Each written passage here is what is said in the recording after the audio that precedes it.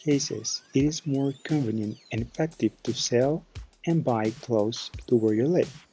The reason is that when this option will eliminate sometimes uncomfortable aspects such as the costs of the collection or delivery of the shipment.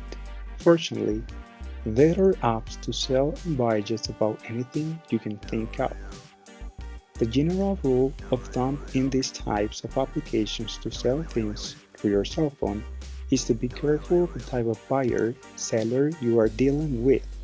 Always take a good look at your reputation and take good care of yours.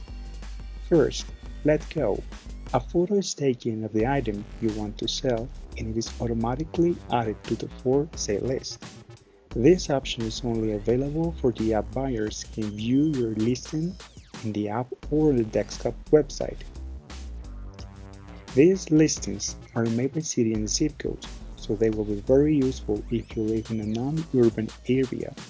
Letgo will be responsible for completing the geographically closest product listings first. Second, OfferUp. OfferUp allows you to sell any object directly.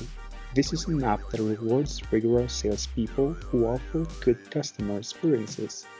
Both buyers and sellers can leave feedback and contribute to the seller's reputation. And third, WalletWap